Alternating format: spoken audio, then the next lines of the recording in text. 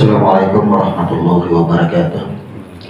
Alhamdulillahillazi amamana bi ni'matil iman wal islam wa nusalli wa nusallimu ala khairil anam nabiyina Muhammadin wa ala alihi wa sahbihi wa barik wasallim ajma'in. Amma ba'd. Jamaah rahimakumullah, kembali kita berkumpul di majelis ilmu tiap malam Rabu. Insyaallah pada malam hari ini kita masih berada di bab haji dan kita akan menyelesaikan ke-6 rukun daripada rukun haji di malam hari ini, yaitu kita akan menuju kepada rukun yang ke-6, yaitu tertib. Tertib juga dikenal di dalam rukun sholat. Maka tertib ini adalah pekerjaan hati. Kadang-kadang kita abai itu, karena ini pekerjaan hati. Kalau ini diletakkan di depan, itu kita pasti bisa mengerjakannya. Contoh niat, dikerjakan oleh hati. Sadar kita bahwa kita sudah mengerjakan niat dengan hati. Tapi karena tertib letaknya pada rukun terakhir, bagaimana cara mengerjakannya? Nah, ini bagaimana biasanya kita kalau sudah salam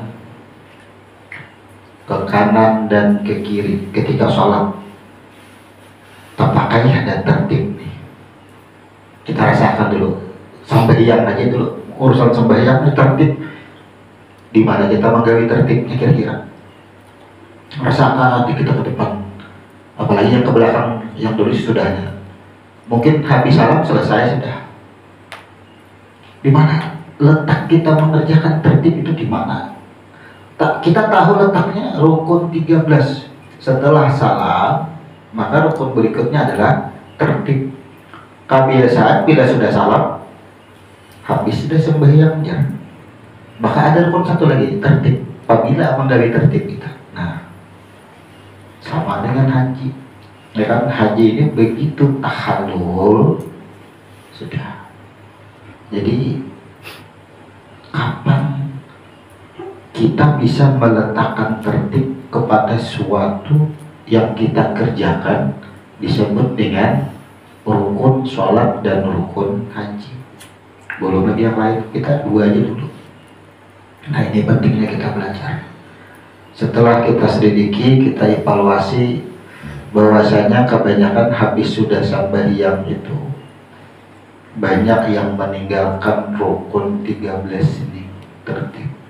Seandainya tertib ini digawi setelah sholat, barulah fungsi sholat itu sesuai dengan kaidah atau sesuai dengan petunjuk bahwa sholat mencegah perbuatan keji dan munkar. Kenapa di muka bumi ini orang-orang yang mengerjakan perintah Tuhan masih berbuat kemungkaran ada? Ternyata di dalam beribadah, tertib itu hampir kada digawi. Rasakan ya, kita seorang kira-kira biasalah menggawi tertib nih. Amun niat kan tergawi, tak sadar niatnya. Pada di awal, ya belum ada ingat, oh sembahyang mana deh? Nah, kan tahu tergawi kita. Ini tertib, habis sembahyang tenang. Tertibnya di mana letakkannya? Karena tertib ini waktunya itu tidak sampai 1 detik. Nah, bayangkan, rasakan, menggawi tertib itu kada sampai 1 detik untuk, ya kan? Tapi terlupakan. Ini pentingnya kita menggawi tertib ini. Nah, jadi untuk memperingkas atau mempercepat, kalau kita penjelasan rasanya sulit untuk kita bisa memahami tertib itu seperti apa sih melaksanakannya, karena kita ada memahami tertibnya. Kalau dengan ilmu urut, insya Allah kita bisa sampai. Kita akan bahas ini, kita ulang nih, bahwa orang haji itu maupun sholat sama aja, sembahyang atau haji berakhir pada rukun yang disebut dengan tertib. Yang pertama, orang haji itu, kita harus dari sini lah. Yang pertama, haji dimulai daripada ihram. Kita mulai dari sini mulai.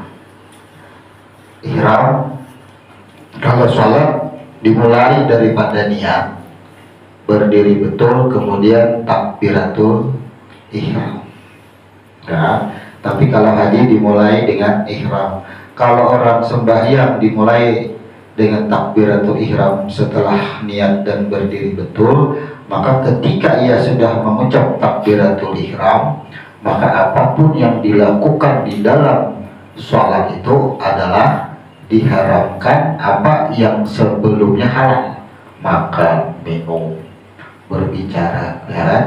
Maka di dalam kaidah sholatnya adalah sesuai dengan aturan ini. Di dalam sholat itu aturan yang dipakai apa? Aturan-aturan yang terhubung dengan Tuhan. Sama, ketika orang sudah mengambil mikat untuk ihram, maka sesuatu yang dijalankan sesudah, kalau kita laki-laki memakai kain ihram, sesuatu yang kita jalankan itu adalah sesuatu yang berhubungan dengan ketuhanan semua. Dunia kita hilangkan. Setelah ihram, maka kita akan menuju kepada kota Mekah dulu. Ini kita masuk rukun lah. Kita terus di sini.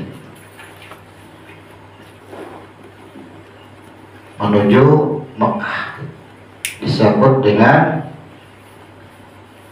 tawaf kudum. Nih, tawaf kudum tadi. Orang umrah sama aja, berangkat ke kota Mekah apabila gelombang keberangkatannya diatur setelah dari Jeddah langsung menuju kota Mekah, maka mengambil mikot untuk ihram, ia akan diumumkan atau diberitahukan, diatur, yaitu disebut di Yalamlam, di atas pesawat. Tapi apabila keberangkatan tersebut setelah dari Jeddah ia menuju Madinah, maka nantinya ia mengambil mikot untuk ihram di Bir Ali. Di Bir Ali nantinya itu. Jadi kita ambil dulu langkah. Setelah ihram, ambil mikot ihram, apakah itu di Bir Ali maupun di Yalamlam, maka semua orang akan menuju kota Mekah. Begitu sampai di kota Mekah, maka semua akan melakukan tawaf. Tawaf itu disebut dengan tawaf kudum. Pertama itu disebut dengan tawaf kudum, artinya tawaf penyerahan ketika sudah mengenal dengan hati. Nah, setelah tawaf kudum, maka pada 9 Zulhijjah, ya, 9 Zulhijjah diberangkatkan untuk menuju Arafah untuk melakukan wukuf. Menuju Arafah melakukan wukuf. Maka ini rukun yang kedua. Setelah wukuf, maka kita nih 2 jalur. Setelah wukuf kita olah 2 jalur. Nah, di sini melakukan jamarat. Nih, jamarat atau melontar jumrah. Jadi setelah wukuf ada yang diperintahkan melontar jumrah. Kita ulang ilustrasi. Kemudian yang berikutnya yaitu melakukan tawaf Mekah pulang di sini. Nah, ke Mekah pulang. Yang disebut dengan tawaf ibadah.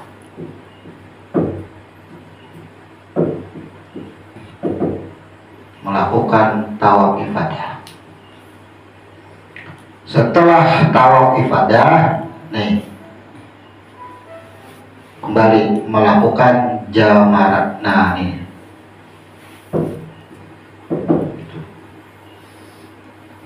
melakukan jamarat, berarti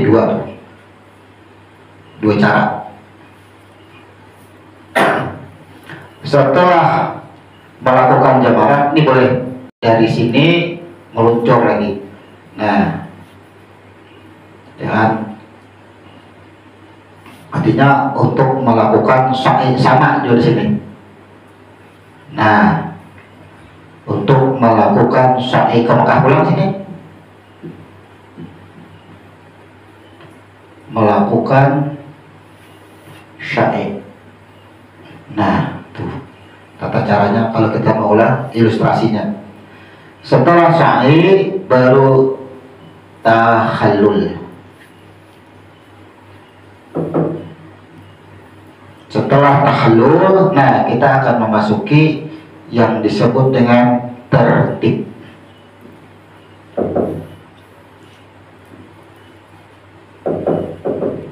Tertib terakhir. Oke, 1, 2, 3 sini tahu. Kemudian 4. Kemudian di sini adalah 5, sini adalah 6.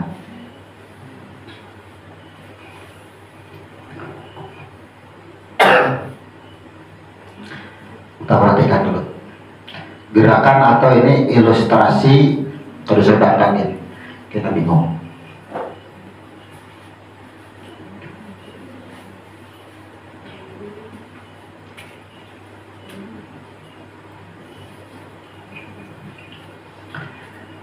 Nah, siapa tahu nantinya ada yang umrah atau haji, ini sama gerakannya. Yang pertama ini 2, atau di Bir Ali atau di Yalamlam, ada 2 sini. Misalnya, kemudian di Bir Ali ada 2 tempat, Bir Ali dan Yalamlam. Ada di tempat-tempat lain, tapi kebanyakannya Yalamlam dan Bir Ali. Nah, ilustrasikan, kita rasakan, kita membayangkan dari Indonesia berangkat. Berangkat sampai menuju kota Jeddah. Sebelum sampai di Jeddah, kebetulan keberangkatan kita itu diatur langsung ke Makkah, katakan Madinah dahulu. Maka kita mengambil mikatnya di Yalamlam. Sampai di Jeddah langsung menuju kota Mekah. Begitu sampai di Mekah, kita akan melakukan tawaf kudum. Pertama itu disebut dengan tawaf kudum, yaitu tawaf yang dilakukan seolah-olah atau dihakikatkan bahwasanya batang tubuh itu sudah lebur, dunia sudah kita lepaskan. Inilah yang disebut dengan tuji. Orang berihram itu kita ilustrasikan. Rasakan rasanya ihram itu seperti apa? Bila kalau kita merasakan rasanya ihram, kalau merasakan rasanya tertib. Rasanya ihram itu kita itu melepas, mengabaikan urusan dunia. Rasakan. Rasakan. Kalau ada merasakan itu. Kenapa? Karena ini urusan pekerjaan hati sudah. Berserah diri dengan hati. Karena batang tubuh sudah di wilayah sini. Nah, kita sudah, kalau sekarang kan sudah tubuh di sini atau dunia di sini.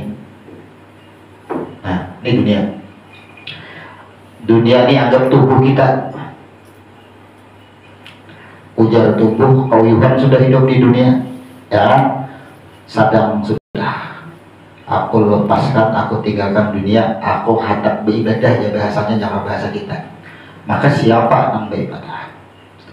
Maka lepaslah urusan dunia, menuju kepada hati. Maka bila hendak menuju kepada hati, jangan lagi memasukkan urusan dunia ke dalam hati. Makanya ihram, haram, kita haramkan sudah.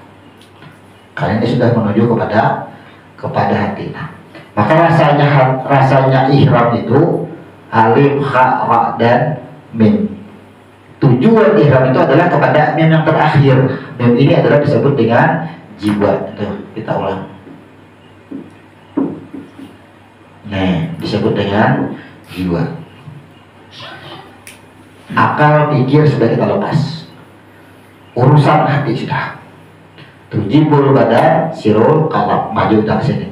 Maka begitu kita ilustrasikan sampai bertemuan dengan hati, wahai hati, sadam, artinya aku uyuh sudah urusan dunia. Maka ketika aku bertemu dengan engkau, ternyata tangan, berarti semua mata dan telinga, semua yang menggerakkan adalah dari sini sebenarnya, membuat pengakuan kita. Maka itu disebut dengan tawaf kudum. Jadi kita kalau umrah ke Makkah atau haji, bilanya melakukan tawaf kudum, berarti kita sudah menyerahkan, membuat pengakuan, oh ternyata semua selama ini yang beraktivitas nih yang mengatur, ini yang menggerakkan. Ujar lampu, ya kipas angin, oh ternyata kilometer. Amun dikatek di kilometer sekali aja habis, ada berfungsi lagi. Ujar batang tubuh, di sini kasih sentralnya. Amun di sini semuanya diambil, kada berfungsi lagi, mata, telinga dan tangan sama, di kilometer. Jadi ujar kilometer, ujar hati yang pertama di sini, ya kan? Sesungguhnya kalau ikan menuduh aku, ya aku terima. Tapi ujar tahulah ada yang penggeraknya sesungguhnya. Nah, siapa penggeraknya? Jadi ujar hati, datangi ke Arafah. Itu maksudnya. Jadi kalau kita ke Arafah itu mendatangi, hendak tahu siapa yang menggerakkan kita. Ujar hati, datangi ke Arafah. Ang Arafah nafsahu, kenali dahulu. Yang sudah kita uraikan di minggu lalu. Maka ketika kita sudah sampai di Arafah, barulah kita mengenali susunan daripada diri kita. Dari mana diri kita dicipta atau diproses, yaitu daripada Adam dan Hawa. Adam dan Hawa, air di bawahnya, kemudian darah, kemudian hati, barulah ada tubuh. Nah, dari sinilah kita mengenal, ternyata aku daripada air, daripada Adam dan Hawa. Jadi sejarah orang wukuf di Arafah itu mengenali ini dulu susunannya. Setelah mengenal semuanya sampai di Adam dan Hawa, baru kita mempelajari Adam dan Hawa-nya. Ternyata setelah kita mengenali Adam dan Hawa, tarik ke atas.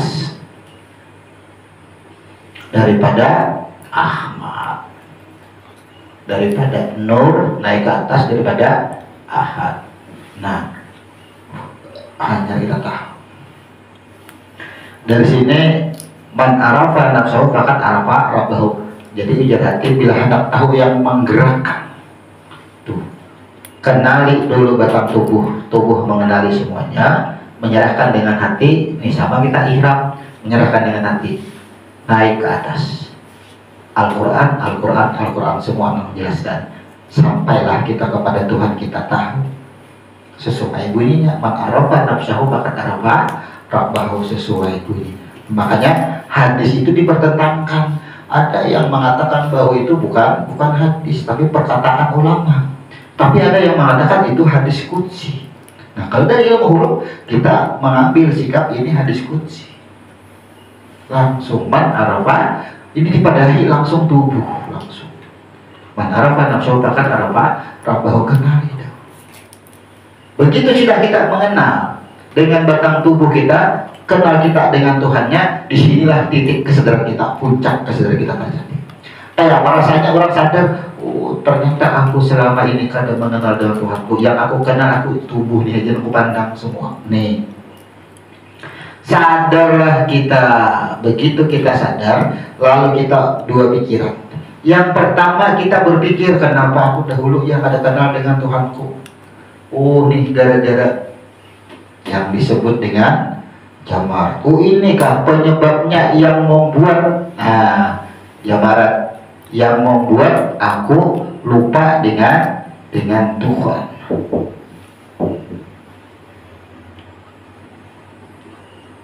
Akabah, ula dan ustad. Artinya ula ustad. Sini balik sini ustad. Ustad dan sini ula. Nah, ada tiga. Makanya, oh inikah penyebabnya yang membuat aku itu terbimbing dengan Tuhanku. Siapa yang disebut dengan ulah, siapa yang disebut dusta? Nah, di sini adalah jin, minal jinnati wan nas. Di sini disebut dengan iblis, disebut dengan syaitan. Tiganya aja penyebabnya. Ini sifat semua. Jadi ini lambangnya sifat apa nih? Kesombongan di sini. Kalau ini sifatnya merusak, kada senang melihat orang susah melihat orang senang melihat orang susah, ini di sini.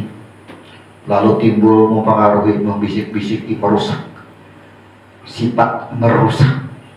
Kalau di sini apa?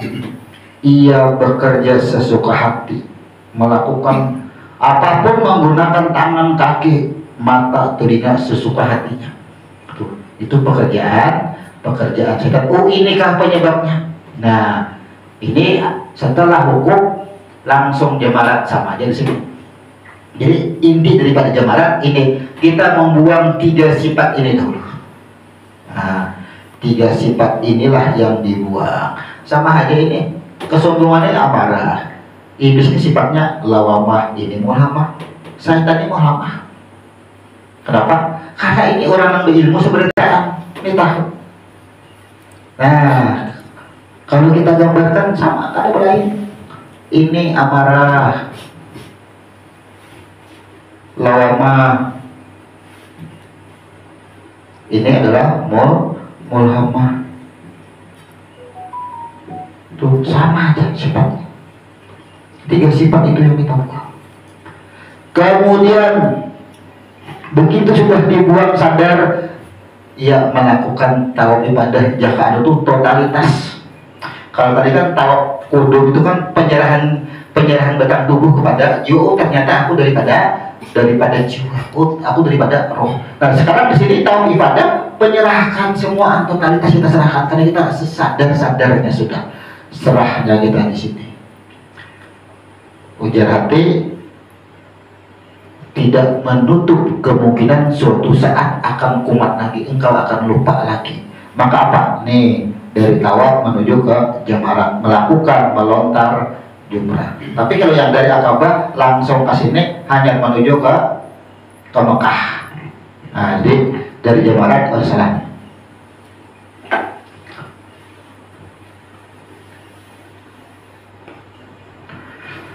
Nah, melontar jamarat dulu ini hanya menuju Mekah. Nah, itu ini ke sini.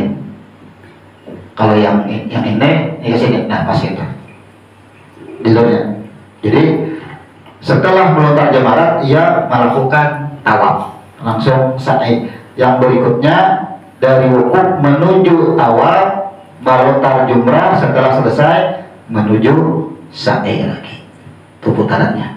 Artinya, bolehkah setelah ia tawaf langsung sa'i hanya boleh ke sini? Boleh. Ada yang disebut dengan tahalul sani, boleh. Sa'i tahalul menuju belakang, boleh di situ. Ada cara yang itu. Tapi kita ambil cara yang umum.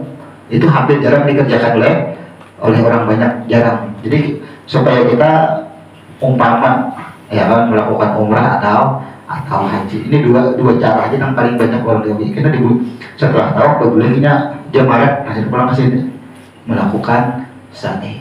Nah, setelah itu tawaf sudah, ini penyerahan totalitas. Kita tidak menjelaskan secara kembali ke asal, kali ini sudah kita jelaskan. Kita pokok kepada tertib. Tawaf ibadah, tawaf yang dilakukan secara totalitas. Maka setelah kita tahu ibadah ini, jangan ada lagi ada keakuan akan batang tubuh atau dunia. Selesai. Perasaan itu jangan ada lagi. Nang haji kah, nang umrah kah, nang kada haji kah, nang kada umrah kah, tidak sudah tahu hukumnya ini, tahu rumusnya. Jangan lagi ada begitu tangan bergerak, minum misalnya, menuduh tangan bergeraknya aku juga yang bergerak. Nah jangan ada lagi juga itu. Kenapa? Karena begitu sudah sampai di ibadah, totalitas sudah. Kan lagi keakuan urusan dunia sudah. Lakukan aktivitas seperti biasa, jangan ada lagi sudah akuan. Rasakan itu dulu. Setelah tawaf ibadah, nah sudah penyerahan diri sesuai, sudah diserahkan ke hati, berarti sampai ke hati. Hanya ada batang tubuh, maka sa'i ini adalah sama dengan batang tubuh itu sama garisnya. Nah, jadi sampai di sini sudah tawaf ibadahnya selesai. Maka kembalilah kepada urusan batang tubuh, muncul batang tubuh. Jadi ujar hati, amun ikam sudah menyerahkan semua anang kaya itu, silahkan beraktivitas. Nah, berboleh pulang ke tubuh, ke dunia kita. Berlepas sudah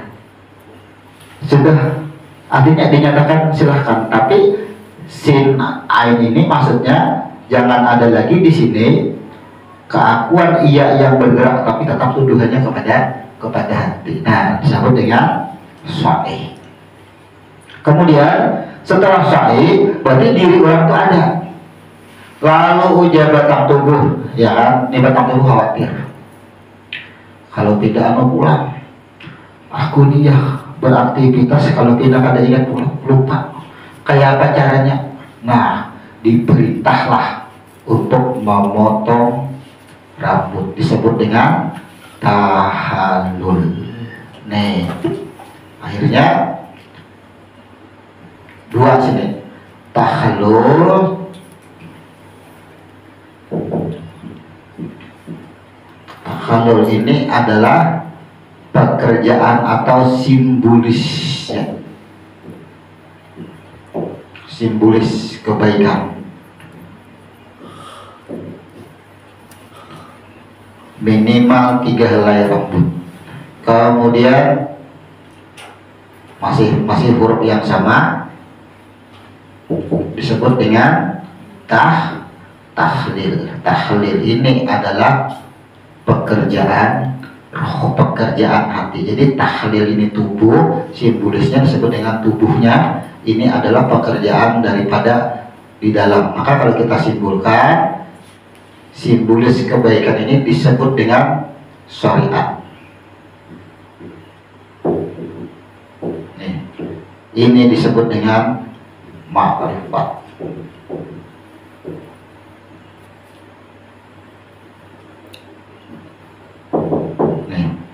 Disebut dengan ma'rifat. Ma'rifat ini. Kayak apa rasanya kita menjalankan memotong rambut?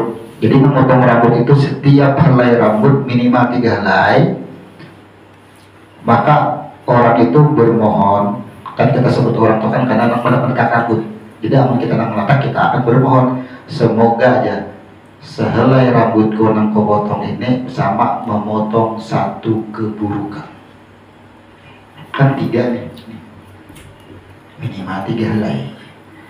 Satu keburukan jin, satu keburukan iblis, satu keburukan setan. Maka memotong sifat amarah, lawamah, dan mulhamah. Jadi 3 helai rambut itu tahallul. Setiap pekerjaan kita itu memotong itu. Nah, sekarang kita rasakan sekarang. Nah, kita sudah ditasmiahi, sudah ditatak rambutnya. Keburukan yang nyata itu apabila kita lapar makan nasi, menuduh nasi yang mengenyangkan, itu keburukan yang nyata. Itu maksudnya. Bila kita haus minum air, menuduh air yang menghilangkan haus, itulah keburukan yang nyata. Siapa yang menghilangkan haus? Air. Nih sifat siapa? Itu karena ada hilang karena itu. Rasakan ya gitu. Maka keburukan-keburukan itu berada pada kalimat la ilaha illallah. Ilahnya ini yang harus kita baikkan. Ilahnya inilah urusan dunia. Tuh, terserah aja urusan dunia ini banyak. Nah, air, nasi dan sebagainya, kendaraan. Siapa yang menyampaikan kita kelanggar ini kendaraannya, jangan ada kendaraan lambat aku dia sampai ke sini. Boleh berkata seperti itu, tapi apa jam dan detiknya kita sampai di langgar ini sudah tercatat sebelumnya. Tapi karena dunia menipu, kendaraan kita tuduh, karena memang kita datang ke sini berkendaraan, ya. Tapi bagi kita yang terus tahu, silahkan bisa berkata, jika aku berjalan lambat, bujur, akal dan logika lambat. Tadabbur kita, Allah sudah menentukan aku berada di sini jam 9. Sudah ditentukan kita. Hilang, lenyaplah kendaraannya. Nah, jadi urusan dunia ini lah perlu dilenyapkan. Lenyapkan. Jadi amalan di hidup kita itu adalah la ilaha illallah. Silahkan, ini lakukan semua nih. Lakukan urusan dunia. Kenapa? Karena kita sahih, sudah ditampakkan. Tapi harus ditiadakan, inilah kalimatnya. Lakukan seperti biasa, makan, minum, berdagang, berusaha, bekerja, lakukan. Semuanya lakukan. Misalnya, bagaimana kita menerima duit. Yang aku kada begawe, tak dapat duit. Padahal apa? Siapa yang mendatangkan duit? Nah, itu maksudnya. Bujur aja, namanya lo bos kita yang menjamin duit. Bujur, kita aku itu akan berpikir bos. Tapi, tadabbur kita dalam hati, Pak, Allah sudah tetapkan rezekiku hari ini dapat segini. Tadabbur, tapi jangan diucapkan itu, cukup di dalam. Jangan ada pian, bu saya, nah boleh kita berkata gitu, jangan ada urut bagailan pian, kalau digaji kalau dapat duit, ujar lidah, tapi ujar hati Allah sudah tetapkan. Itu maksudnya.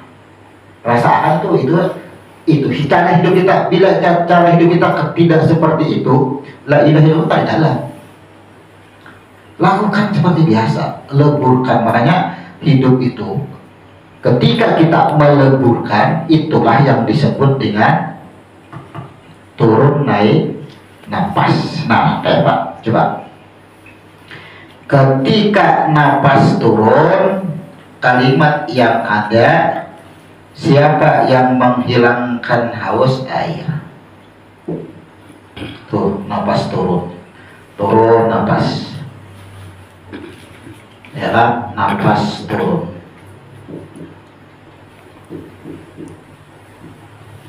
Turun napas. Siapa yang menghilangkan haus? Air. Begitu sudah kita jawab air, tarik napas. Tahan napas. Naikkan lagi napas. Ketika napas sudah di atas, siapa sesungguhnya yang menghilangkan haus? Siapa sesungguhnya rasa haus? Siapa sesungguhnya rasa kenyang? Siapa sesungguhnya rasa sakit pedih? Naikkan ke atas, tahan. Inilah permainan hidup kita. Jangan sokan-sokan juga mata-mata belajar tasawuf, main di dalam aja kan boleh. Bila napas turun, ini akal dan pikir. Ini kan dunia balannya, apapun silahkan tuduhkan aja kepada manusia saat napas turun. Bila sudah napas tarik di atas, kembalikan sama Allahu Akbar. Siapa yang berkata Allahu Akbar? Akal dan pikir lidah. Siapa yang mendengar? Akal dan pikir telinga. Tarik napas di atas. Siapa yang berkata Allahu Akbar? Siapa yang mendengar? Tahan. Siapa yang bergerak? Tahan. Akal dan pikir kita semua kita sini. Aku ini silakan dulu. Tarik ke atas, tuh tahan napas di sini. Begitu sudah tahan napas, kembalikan. Jangan keluar lewat mulut lagi. Siapa yang Allahu Akbar? Siapa yang mendengar? Siapa yang mengatakan Allahu Akbar? Siapa yang Allahu Akbar? Siapa yang dibesarkan? Siapa yang membesarkan? Naik ke atas, lenyap. Kada ada lagi dunia, coba naik. Mudah aja padahal. Makan silahkan, makan minum silahkan. Silahkan, karena itu napas di bawah. Kadang mungkin juga kita tahan napas di atas. Siapa nang makan kada, saking kada nak keakuan, tarik napas, ambil nasi suar tahan ini terus. Kira-kira mampu berapa suapan? Saking meniadakan nasi. Bukan itu caranya. Makanya kehidupan manusia itu ada doa sapu jagat, Rabbana atina dunia baik. Ya, ini dunia baik. Bagaimana menjadikan dunia baik ketika kita bisa meleburkan dunia? Baik itu dunia. Tapi kalau dunia selalu dimunculkan, tidak kita leburkan, maka kita sudah merusak dunia. Ada keakuan. Apa bedanya dengan bangsa jin? Leburkan semuanya, naikkan. Bila sudah naik ke atas, naik ke atas, apa yang terjadi? Maka akhirat, bila dunia baik, akhirat pun baik. Kadang ada doa itu, ya Allah jadikan akhiratku baik dan duniaku baik. Yang ada dunia baik, Rabbana atina fid dunya hasanah. Bila dunianya baik, di atas baiknya. Tapi bila dunianya buruk, di atas buruk juga. Makanya bagaimana cara hidup menentukan cara mati. Jadi jawaban kayak apa seseorang itu nantinya di akhirat, lihat di dunianya. Kadang-kadang meminati. Kalau ia menjadikan dunia baik, maka akhiratnya pasti baik. Cuma nangani baik ini kita tertipu. Tertipu di baik itu melihat orang ini penyembahiyah. Baik orang itu nah, kita yang tertipu. Baik dunia itu kalau kita lihat dari perilaku, kalau bisa menentukan. Baiknya dunia itu ya ketika ia sudah kita minta jawab di tertib. Kita ilmu seseorang itu kita biar penyembah yang puasa ahli ibadah, karena hadis menyatakan, kata Nabi apa? Akan ada orang seperti kamu, ahli ibadah, ahli puasa, ahli tahajud, ahli Quran, tapi tempatnya di neraka. Rasakan, ahli ibadah, penyembah yang puasa, pemuasa, Al-Quran, tahfiz Quran, tahajud, kada pernah ketinggalan, tapi ahli neraka. Tertipu kita hati-hati. Bukan amalan, melihat amalan seseorang itu, tapi keakuan. Jadi memandang dunia baik itu adalah kelengkapan sampai di tertib. Nah, kita rasakan bahwa tahalul ini sampai di tahalul ibarat sembahyang tuh sampai di salam. Nih, ya kan di tahalul kalau orang sembahyang itu kita gambarkan sampai di kalimat salam. Salam tulisan itu kalau kita tambahi alif jadi Islam.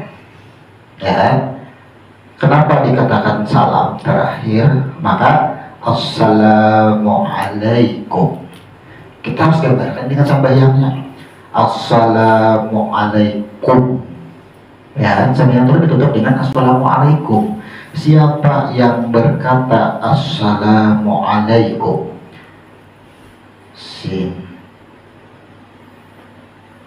Nah, kita bisa Assalamualaikum. Tuh, hurufnya yang berkata. Kepada siapa Assalamualaikum itu? Kata-kata salam, selamat. Siapa yang dikatakan selamat? Kita gambarkan ke sini tahalul, potong rambut adalah membuang, tahalul itu membuang sifat ini. Perilakunya tahlil. Nah sekarang kalau orang sembahyang itu berakhir dengan kalimat salam, selamatlah. Maka orang yang berkata Assalamualaikum, syaratnya ia harus tahu. Nih, syarat yang pertama, ia mengenal akan dirinya. Syarat yang kedua, ia patuh. Ya, ini kan patuh, menerima tumpukan, kada membantah, tidak melakukan kesyirikan. Huruf ya ini patuh, tidak membantah. Siapa yang menghilangkan haus, tuh Siapa yang menghilangkan rasa lapar, kemana kita mendak itu? Bila inya masih menuduh nasi, masih menuduh ru'yanya hilang. Hilang ya, bukan disebut diri. Kada selamat orang itu. Tuduhannya, makanya karena syaratnya la ilaha illallah. Sebelum tahlil, ya, sebelum tahlil adalah tahallul. Pekerjaan dahulu lalu dileburkan, dilenyapkan. Kemudian lam ini adalah hayat nih, tidak ada keakuan akan diri. Maka apa? Nih, semuaan adalah pekerjaan roh. Pada diri disebut dengan jiwa ruh. Maka adalah yang dikatakan selamat itu batang tubuh tuh jiwa semua. Akhir hidup kita pun dipanggil jiwa. Ya Tuhan, huruf mim jiwa yang kita panggil. Jadi inti sampai di tahallul ini jangan ada lagi kita ada batang tubuh. Ini semua pekerjaan huruf mim. Buat apa? Membaca Fatihah sembahyang. Fatihah itu sudah merujuk karena kenapa Fatihah itu wajib? Karena Fatihah itu mim dan nun. Akhirnya alhamdulillahirabbil alamin. Siapa yang dipuji dan memuji nih? Ar-Rahmanir Rahim. Kenapa ketika kalimat Ar-Rahmanir Rahim berakhir dengan huruf mim? Kenapa? Sanjungan, ya, Rahman itu sanjungan itu adalah ketika nih nur yang dihembuskan menjadi batang tubuh dan nyawa disebut dengan huruf mim. Maka sanjungan Rahman dan Rahim itulah berakhir kepada roh yang mengakui, yang mengambil. Malik yaumiddin. Siapa yang menggerakkan, yang membalas, yang melakukan adalah nur, roh pun boleh. Jadi ketika Malik yaumiddin, maka bahasanya itu kenapa kepada huruf nun? Coba rasakan. Roh itu kawalah bertindak, karena bisa. Roh itu hanya merasakan, roh itu adalah rasa. Semua yang menggerakkan roh itu adalah nur. Naik ayat 4. Iyyaka na'budu wa iyyaka nasta'in dengan huruf nun juga. Siapa yang memberi dan mengambil, roh pun hanya menerima. Sesuai bunyinya. Ihdinas siratal mustaqim, tunjukilah kami jalan yang lurus. Siapa yang tersesat? Maulah nur. Nur sangat dekat. Sedangkan nur ketika ia memancar menjadi batang tubuh, itu nur itu sudah disebut roh dalam. Sudah menjadi roh dalam batang tubuh.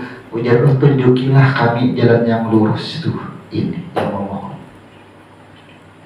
Syuratal ladzina an'amta alaihim, huruf mim juga kurang. Ya, ghairil maghdubi alaihim wad-dallin.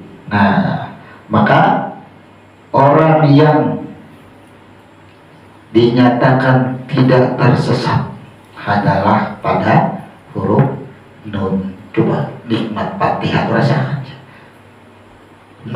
Nur yang asal maulah tersesat kada mulai. Kenapa? Dari nur turun ke bawah disebut dengan Nur Muhammad, menjadi batang tubuh dihembuskan menjadi roh. Mim lambangnya seberadaan. Ini nak bulik kepada huruf nun. Sesuai urutan Fatihah itu nikmatnya. Nah, jadi di dalam sembahyang pun ada bahasa tertib. Nah, kita akan dapat nih kayak apa rasanya tertib tuh. Assalamualaikum. Assalamualaikum warahmatullah. Assalamualaikum warahmatullah.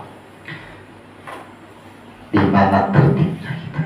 Sama begitu sudah Bismillahirrahmanirrahim, di mana tertibnya? Maka tertib itu adalah, ini kita jawab, makanya kita jarang tulisannya. Nah, ada huruf ta dan ra itu terdahulu. Mana yang dimaksud tertib? Yang kedua, tertibnya tertib. Nah, tuh tertib dua. Yang pertama, tertib itu dikerjakan oleh hati, maka bersaksi kita. Assalamualaikum warahmatullahi wabarakatuh. Assalamualaikum warahmatullahi wabarakatuh. Saksikan. Apa yang disaksikan? Yang pertama, sejarah adanya huruf ta dahulu. Nah, ingat kembali kisah kasar.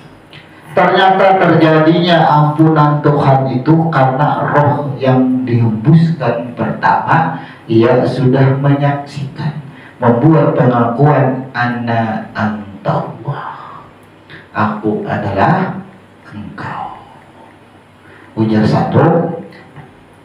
Begitu yang kanan menyalurkan setrumnya, ujar setrum, aku adalah engkau. Wujudnya yang kanan adalah setrum, wujudnya itu sama nih huruf ta-nya. Ketika setrum itu sudah membuat pengakuan, maka apa? Pergerakan ini dalam ampunanku lupa apa? Makanya kan bertitik dua. Kenapa harus huruf ta? Tidak huruf sa, tidak sersip kan ya? Tapi tertib. Bila tertib itu berarti ini cager salah juga pulang kayak cager kadenya. Bedanya huruf sa ada lagi salah karena itu kokoh. Sakit kokoh kan. Ini ada ini huruf ta tertib. Bila salah tuh berbeda. Tertib. Maka kata-kata tertib ini di sini adalah sejarah roh. Di dalam ilmu ma'rifat sholat ini disebut dengan diri terperi,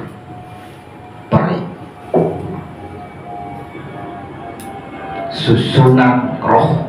Bagaimana diri terperi ini? Diri terperi inilah yang disebut dengan Ahad, Ahmad, dan Adam. Tuh ini yang diri terperi. Itu maksudnya susunan roh, bagaimana kejadian roh hingga berwujud diri terperi. Sedangkan diri terdiri, di sini diri terdiri, susunan batang tubuh. Susunan tubuh kita. Dari mana susunan tubuh kita? Lanjutkan Adam, tuh, air, darah, hati. Nah ini kita garis terusnya. Hanya tubuh kita nih. Ini yang disebut dengan diri terdiri. Tuh terdiri. Sadarlah kita. Namun sudah sampai yang Assalamualaikum warahmatullahi. Assalamualaikum warahmatullahi. Inikah berdahulu atau inikah berdahulu? Karena kita hidup. Berarti ketika Assalamualaikum warahmatullahi, tuh siapa tadi yang sembahyang membagikan? Siapa tadi yang disembah naik ke atas? Ujar tangan, ujar batis, nama ngangkat tangan tuh simbolisnya aja. Nih nama gerakakan semuaan nih ampun. Hati ya nama gerakakan. Ujar si hati tadi nah nih betul di sini. Begitu sampai di sini, maka hati tadi naik sampai ke mana hati? Karena hati ujar hati aku nih nih dari darah daripada air daripada Adam. Maka apa? Langsung masuk kepada Ahmad. Inilah yang disebut dengan nur. Di terpiring itu kita letaknya di sini langsung rasakan. Kada berada pada roh lagi, kata lagi sudah, tapi berada pada nurnya sudah. Rasakan kita di situ. Jadi tertib itu dilakukan adalah sampai 1 detik kira-kira. Rasakan ya. Coba kalau detik itu ya. hanya bergerak jarum tuh tuntung kita sudah. Makanya orang menggali tertib itu adalah berasa. Kada berasa tapi sering dilupakan, ditinggalkan. Assalamualaikum warahmatullahi wabarakatuh. Assalamualaikum warahmatullahi. Langsung berzikir. Langsung bacaan yang lain. Tafakurnya dengan Assalamualaikum warahmatullahi. Assalamualaikum warahmatullahi. Pandang membalik ke tempat sujud.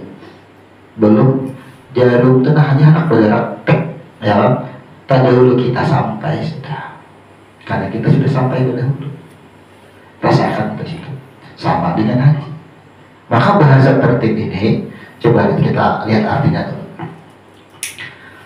Ketika roh mengucapkan ana antallah, maka ampunan Tuhan jalan. Ingat kita cerita roh 3000 tahun di sini, ya kan?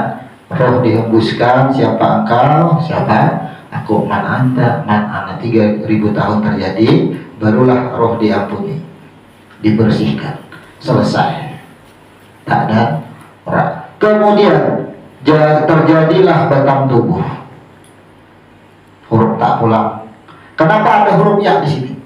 Karena batang tubuh selalu ada huruf ya, tidak. Jadi tubuh kita ini ada huruf ya-nya. Yasin, ya insan. Setiap huruf ya, maka lambangnya kalau huruf ya tuh bagaris dua kan di sini. Ya kau itu kada boleh larangan. Larangan apa? Larangan membantah. Jadi kita seberataan ini adalah lambang ini sudah larangan. Jadi huruf ya tuh kada bantah atas perintah dan laranganku. Tidak membantah atas perintah.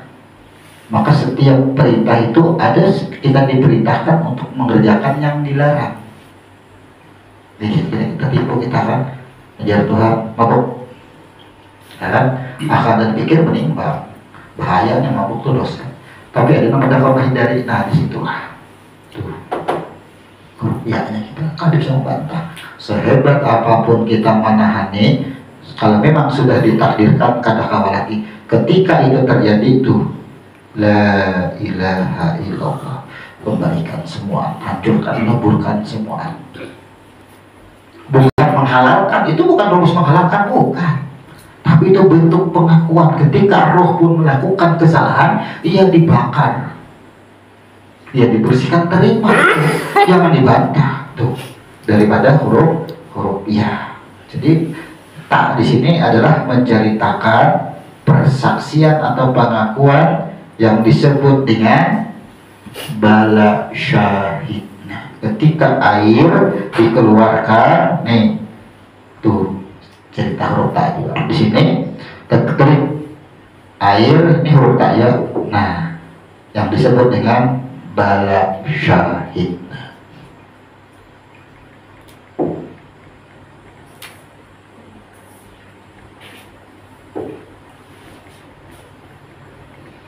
Bala syahid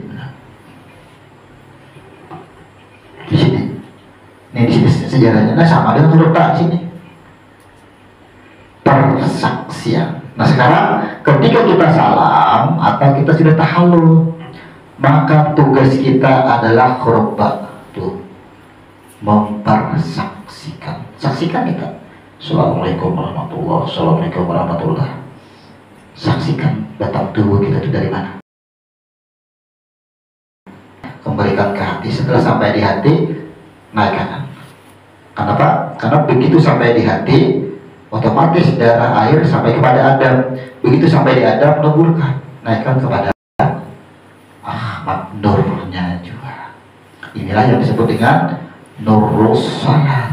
Tuh, kita belajar sudah di nur. Kalau sirus salat kan rohnya masih, kalau ini nurnya sudah. Rasakan kita, itu tertib. Jangan langsung Assalamualaikum warahmatullahi wabarakatuh, Assalamualaikum warahmatullahi, astagfirullah, astagfirullah, astagfirullah. Jangan. Karena sampai 1 detik berpaling, langsung tuntaskan. Nyatakan diri kita itu, nah, leburkan siapa nih, itu tertib. Nyatakan kita itu. Makanya ketika kita mengerjakan sholat selesai, haji selesai, kenapa masih ada perbuatan munkar? Nih, tertib, kita kada pahami. Kalau kita pahami, begitu batang tubuh Anda sampai ke hati, sampai ke Adam, sampai kepada nur, di mana ada kemungkaran?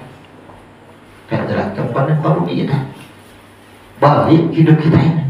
Tapi tertib ini ketinggalan kita.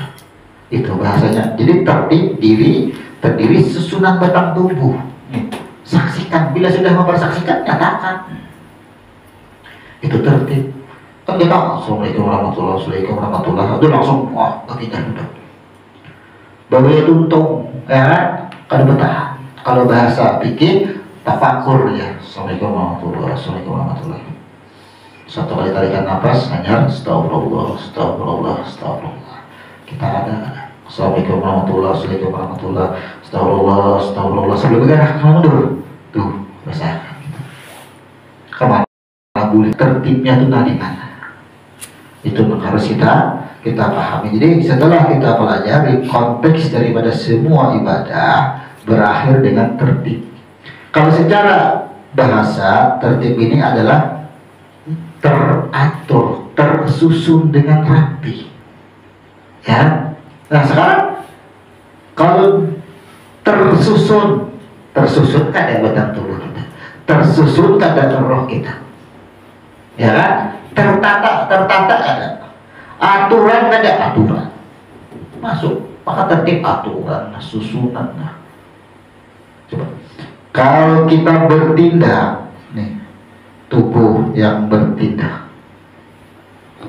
di mana bahasa tertib dalam artian aturan. Maka secara aturan silahkan batang tubuh ini bertindak ketika hati yang memerintah. Itu aturannya. Jangan wahai tangan, jangan bergerak kecuali ujar hati aku yang memerintah. Bahasa ini bahasa kalbu, ya kan? Kalbu itu bahasanya ketika roh yang ada di fuad, di lob-lob itu, ya kan, ia masuk ke dalam otak.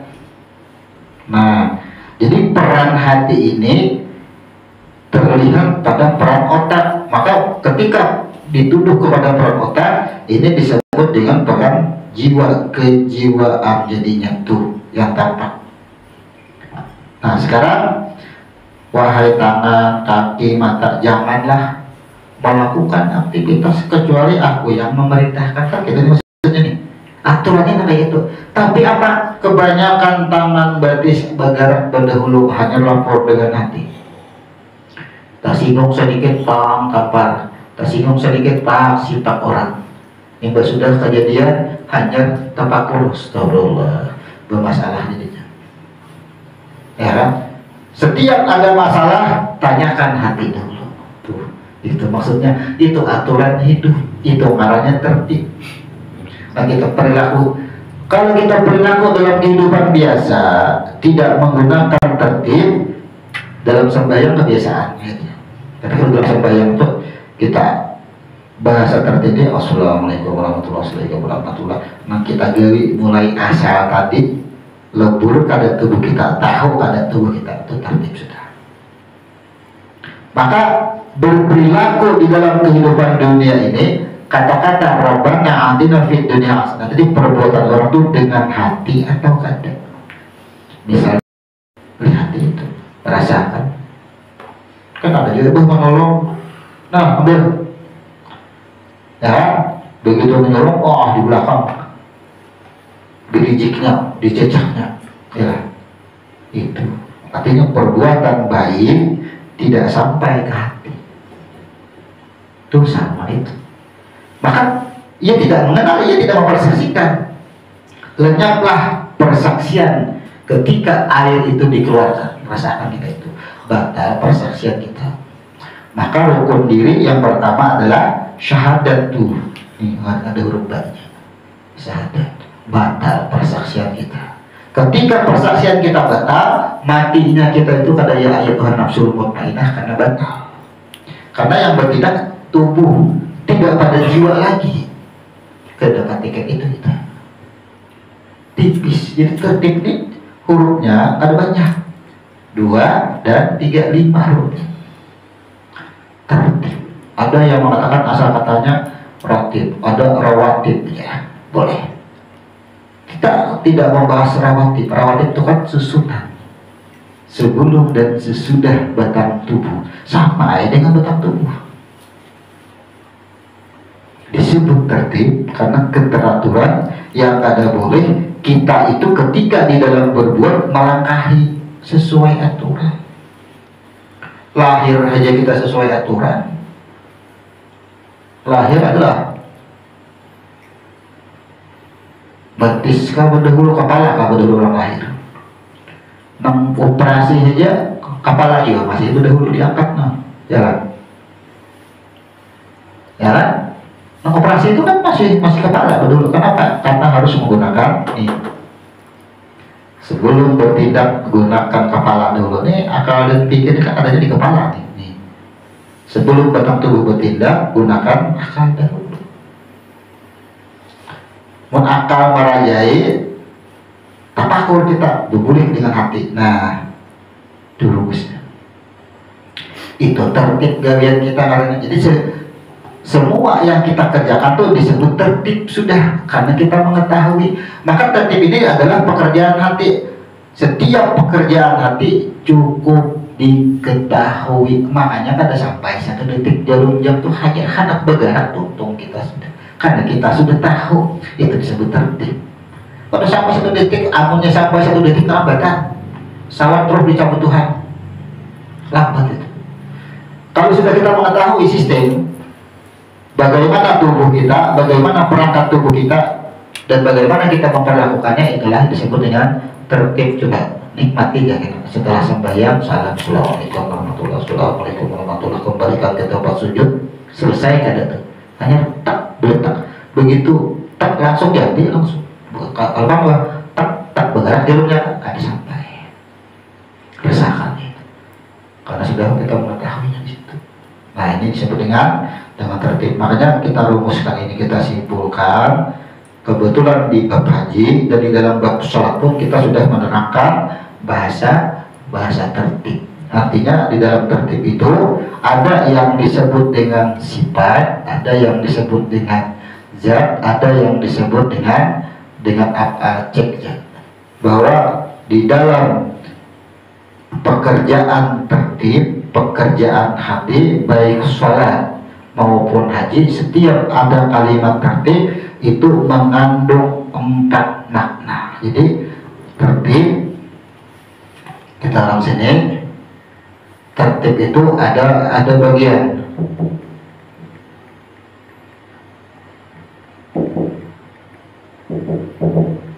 apa aja yang ada di dalam tertib. Tuh. Yang pertama af'al, kemudian asma, kemudian sifat,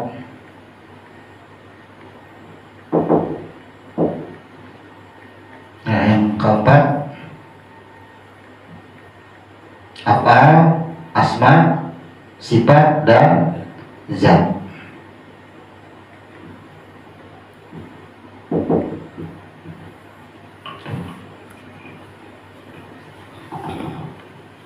Kalau kita bentuk siapa yang 4 ini, maka pekerjaan tertib ini alif, lam, dan ha. Af'al, kemudian asma atau nama, bentuk, dan rupa, kemudian sifat, kemudian zat. Tuh. Akhirnya adalah la ilaha illallah juga sama nih. Sembahyang berakhir dengan empat huruf, alif, lam, ha. Tapi sebutannya apa? Asma, sifat, dan zat. Nah di sini la ilaha illallah. Maka kehidupan kita apabila berpaling nih, berpaling itu maksudnya bukan lupa dengan Tuhan. Berpaling itu tuduhan kita tuh nyata digawi setiap hari itu tuduhannya itu yang luput, itu marahnya berpaling tuduhannya itu. Selama kita melakukan, artinya kita terdidik menuduh kepada yang lain, kepada selain Allah, walaupun penyembahia. Makanya di dalam ayat Al-Ma'un, fawailul lil musallin. Tahu rasakan. Kalau penyembah yang merasa harat, jangan. Betul bisa membaca usalli, bisa mengangkat takbir, cakap sembahyang pada ketinggalan waktu. Tapi hatinya, ya, ia kadang mengenal siapa rasa kenyang, siapa rasa lapar, siapa rasa pahit, siapa rasa manis, siapa rasa sedih. Tidak ia kenali apa manfaatnya. Sembahyang itu baik, siapa? Padahal kan ada baik buruk. Sembahyang itu pekerjaan baik, iya, pekerjaan baik. Tapi tentukah sembahyang orang yang pekerjaan dari dianggap baik, ia membawa keselamatan dalam sembahyang? Belum tentu di situ. Inilah yang dikatakan selamat adalah itu kalimat salam atau kalimat memahami pada kalimat tertib. Ini rukun. Tertib ini kan rukun. Apabila salah satu aja kada kita pahami di dalam pekerjaan amal ibadah, sembahyang, haji, umrah, kada paham dengan kalimat tertib satu atau salah satu selain tertib, kada kita pahami maknanya. Rasakan aja kita nak umrah kan, nak haji kan, orang masang ihram, apa gerak dia tujuan ihram, tapi kada paham. Kain ihram tahu, tapi makna ihramnya kada tahu. Dapatlah nilai umrah, nilai hajinya. Rasakan kita situ. Kemudian saat tawaf, kenapa ibadah sudah datang ke Makkah langsung tawaf dahulu? Apa tujuannya? Tahu apa? Membersihkan hati. Kenapa? Bukan membersihkan hati, meninggalkan dunia, meninggalkan batang tubuh menuju kepada hati. Bukan membersihkan hati. Hati tidak kotor. Ia akan merujuk kepada hati, maka bersihlah. Artinya membersihkan hati itu artinya bahwasanya di setiap perbuatan yang sudah dilakukan itu ia sadar ternyata hati-hati ini anakannya. Tuhannya tawaf, bahasanya membersihkan hati. Membersihkan hati itu artinya melepaskan hati daripada tuduhan-tuduhan. Nah, tawaf kudu. Kemudian wukuf. Wukuf apa geran tujuannya wukuf? Orang berhaji. Orang-orang yang sudah naik haji itu wukuf, udah tahu wukuf itu kan artinya pokoknya bermalam sejam kah 2 jam kah asal guring di Arafah disebut wukuf. Tapi maknanya apa? Ternyata tujuan wukuf adalah mengenali kejadian diri kita sampai diri kita tuh utuh jadi seimbang, dan bagaimana ketika diri kita ini ada di pada Tuhan. Al-Maidah turun, aku sempurnakan diri engkau, Islam bagimu. Aku sempurnakan diri engkau itu kembali kepadaku. Aku sempurnakan ad-din, agama bagimu, ya, Islam. Nah di sini turunnya, di Arafahnya mengenali. Nah konteksnya itulah 99% lebih tidak dipahami. Ternyata kebanyakan orang haji hanya belajar fikihnya, marifat hajinya kada belajar. Kemudian apalagi tujuan jamarat, kada tahu ya. Mengatakan melempar setan. Bila melempar setan, merasa setan ada di tangan, buang. Bila melempari setan, membayangkan, menghayalkan tihan yang ditawak tubuh yang ditawak itu adalah berbentuk setan. Setan semuanya nih, jawabannya melempari setan. Padahal jin mana, iblis mana, setan mana? Tuh. Kemudian berangkat lagi ke Makkah. Tawaf ibadah apa sih tawaf ibadah?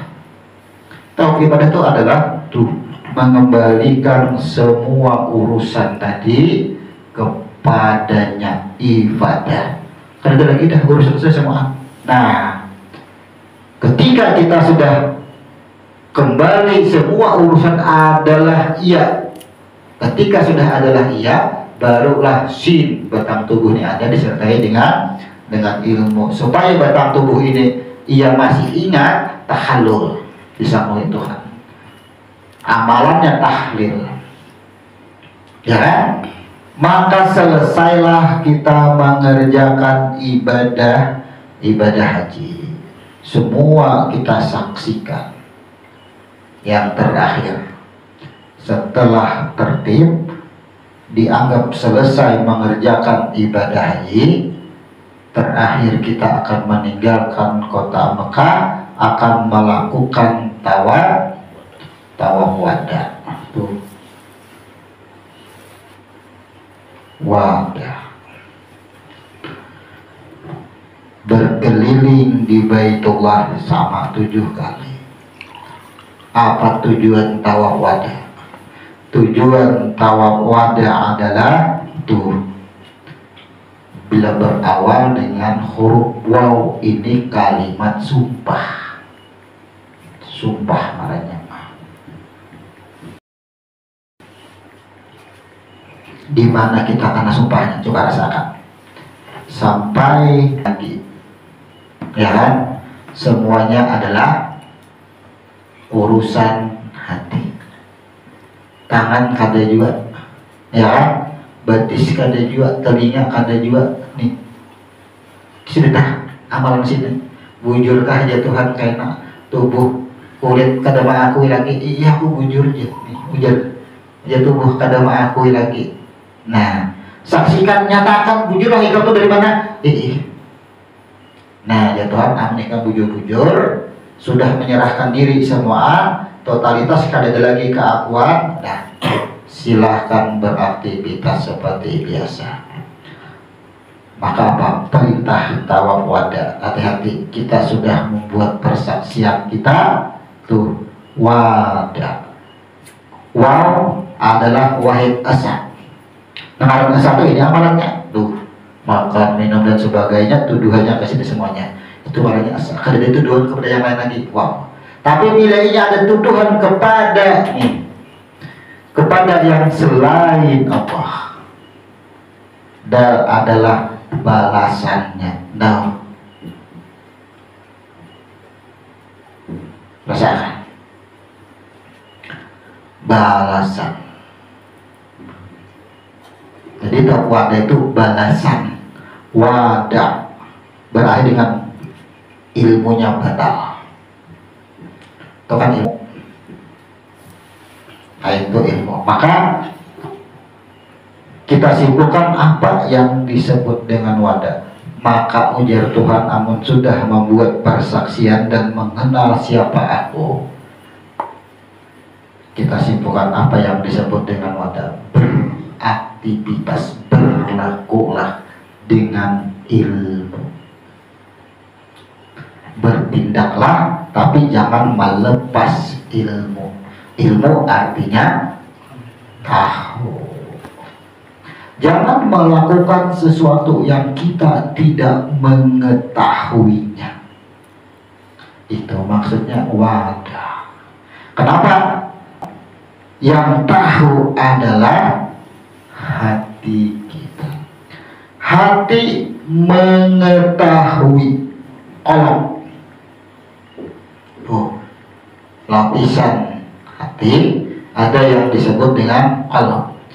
Wadahnya disebut as-sadar, ya kan? Al-Quran menentukan as-sadar.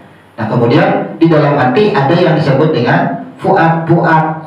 Tempatnya melihat. Tuh. Maka apa? Tawab di hati, mengikuti hati. Tawada itu pesannya apa? Jangan melakukan apapun yang tidak kita ketahui, yang kita kada tahu. Beramalan tapi kita kada tahu, ada begitu. Tawada. Maka apa yang kita amalkan kita tahu, kita mengetahuinya.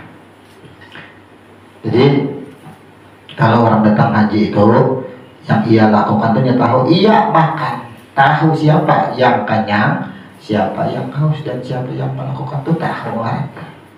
Itu wada artinya. Karena masih berpegang kepada hati. Nah itu tawada. Jadi tawada ini adalah terakhir karena sudah tutup menggawi, sudah tahallul tertib. Ini terakhirnya nakbuli. Jadi pekerjaan tawada itu kada termasuk di rukun, tapi termasuk di kalimat tawab, ya kan? Tawada aja. Jadi pengertian tawada itu orang yang meninggalkan kota Mekah, maka kehidupannya sudah melaksanakan baik umrah maupun haji, kada ada lagi pandangan dunia. Pandangan dunia itu tadi dapat duit, makan dan sebagainya. Kenapa kita mengumpamakan itu? Kan itu hari-hari kita lakukan. Dan hari-hari itu jangan sampai kita terdinding. Mau coba aku jangan ada begawi. Nah, itu kan terdinding. Silahkan lidah berkata itu, tapi saat berkata itu luruskan. Saat lidah berkata siapa yang menghilangkan haus adalah air, maka ya Tuhan sesuai perjanjiannya di 677. Aku luruskan, naik ke atas nih. Siapa? Akunya di sini. Aku luruskan, aku beritahu. Nah itu tujuannya. Jadi pada malam hari ini kita memang merencanakan untuk menuntaskan di bab haji daripada keenam rukunnya sampai di tertib hingga menuju wada. Jadi tertib adalah persaksian diri. Ini hati kita amalannya lah. Apa saja yang kita amalkan, berzikirkah? Tertibnya di mana? Saksikan, ketahui susunan diri kita, ketahui susunan roh kita itu tertib. Orang yang mengetahui bagaimana susunan dirinya, bagaimana susunan rohnya, terjadinya batang tubuh. Bila kita mengenal tubuh kita ini, kita akan mengenal dengan susunan roh kita. Itu tertib. Maka apa? Kalau sudah mengenal, maka jangan melepaskan hati wada namanya. Jangan melepas jangan bertindak apa yang kita tidak tahu. Jika bahasa lain, orang yang melakukan amal apa saja tapi tidak berilmu, tidak dengan ilmu, sia-sia. Kalau ada ilmunya, baca Quran tidak ada ilmunya, sembahyang kada ada ilmunya, ilmu gerakannya aja bisa. Ya, yang disebut ilmu adalah huruf bila mengacu kepada huruf ain. Nah, ain ya, ain itu hurufnya bentuknya ini. Yang tersiratnya di dalam huruf ain ada huruf alif, ya kan? Dan ada huruf ya, dan ada huruf nun, tuh huruf yang tersirat. Ilmu artinya tahu, cukup diketahui. Jadi 3 huruf ini berbentuknya hurufnya ini. Tuh bentuknya. Kenapa ada huruf alif? Artinya setiap yang kita lakukan, yang melakukan disebut af'al adalah af'alnya. Sekarang kita rasakan Allahu Akbar, huruf alifnya di mana tuh? Siapa yang bergerak mengangkat tangan, siapa yang berkata Allahu Akbar menggerakkan lidah, af'alnya. Ya kan? Kenapa kita sholat ketik, kenapa kita makan, kenapa kita berbuat seperti ini? Karena kita meyakini itu adalah takdir atau disebut dengan perintah. Kita tidak ada batasan. Ada batasan semua di situ. Kemudian kenapa kita bisa bergerak, bisa melakukan, kenapa kita bisa ada, kenapa kita bisa hidup tuh adalah daripada nur. Selesai. Disebut ain. wadah. Rasakan hurufnya sebiji aja. Maka apa takluknya kepada tahu ya, cukup diketahui ini Allahu Akbar. Pertama dulu kita yakini apa ini perbuatan daripada roh. Alif ini kan simbol af'al ya. Af'al siapa? Af'alnya. Kenapa aku sembahyang? Perintahnya. Maka tahu itu terletak di sininya. Sudah kita beraktivitas apapun kita tahu akan apa? Bahwa inilah nih ampun galian seberitaan selesai. Berusaha kah, menangis kah, bahagia kah? Nah kita ketahui apa? Ini sebutin ain. Maka apa? Bentuk huruf ainnya ini ada alif dan ya ini perangkatnya. Jadi huruf apa ini? Supaya sampai kepada huruf nun nih. Makanya wadah itu berakhir kepada huruf ain. Itu maksudnya.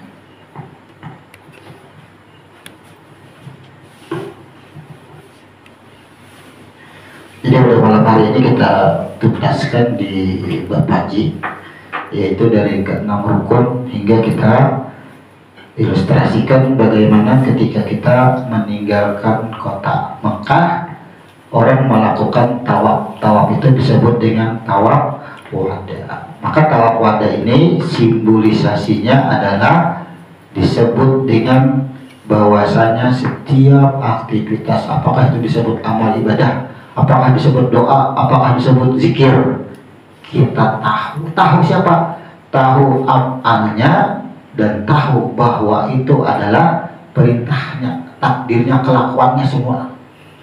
Maka begitu kita tahu bahwa itu dia yang bergerak dan tahu itu adalah kehendaknya, maka cukup diam, ain sudah. Nah itu artinya kita di dalam amaliyah itu huruf ain yang tersirat 3 huruf alif dan ya itu perangkat untuk menyampaikan kita kepada nurnya. Itu yang dimaksud.